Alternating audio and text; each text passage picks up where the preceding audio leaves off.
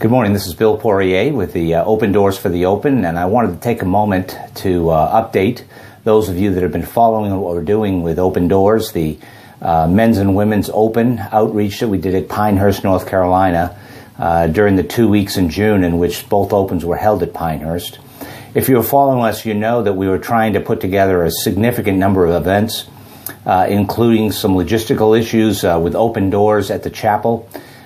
Jim Schneider did an incredible job with that. The staff and the pastors, of course, as well as the board of directors of the village chapel were just incredibly gracious and open to what it is we were trying to do.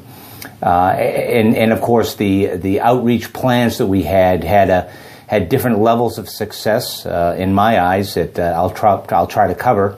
But basically, I wanted to quickly cover what I thought were the positives and get this out to you so that you could pray about it and determine how you may participate with us in the future for it to fulfill the Lord's will.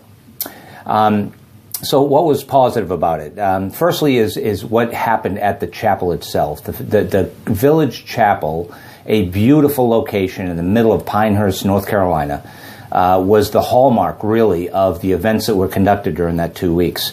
And as I said, Jimmy Schneider and the pastors that were allowed us to utilize that chapel were just amazing in what happened. In fact, during the telecast, several people told me that the chimes themselves wafting over the golf course and the mention so many times, as well as a few specials that were done about the chapel itself, was a great testimony of the character and the presence of that chapel during the open.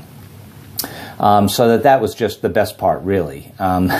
We of course, the evangelical outreach and the discipleship planning that we had put together, what I called a brigade of evangelists that I hope to recruit through the different organizations that we're trying to reach out to, quite honestly did not happen.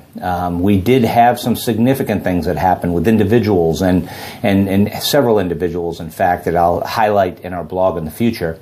But as far as a brigade, as I've said to many of the people that I talk to on a regular basis, that I guess we had a modified squad is what we really had. Those are Army terms for just a few people that were energized to be able to evangelize in that environment. And so it was what I consider to be not so much of a success as we had expected, but indeed there are so many other positive things that we've been able to glean from this that I just pray that in the future we'll come up with the right strategy in order to get that done. I'm going to break this video for now and just say thank you because it is a short video, but I will do follow-on videos in order to identify the very positive things for the future that will happen. But I do want to thank everybody, especially the chapel, as I've said several times. I want to highlight Scott Bennett, who went down with me 3 weekends in a row. Rob Shotwell, who gave of his time with he and his wife and his granddaughter to come down and drive and participate. With Brandon Clay, who came down from Nashville. With Bill Montross and with Rodney Bunch and the gang from CBMC, just amazing. I want to thank so much Debbie Monaco. Debbie was instrumental in the work that she did logistically and assistance-wise for us. As I mentioned, Pastor Drs. John Jacobs and Pastor Dr. Ashley Smith and the staff of the Village Chapel, thank you very, very much for the work you've done. I pray that God continues to bless you and bless that ministry there. And we'll be back with you with another video to explain further the positives that came out of this outreach. Open Doors for the Open, 2014. God bless you.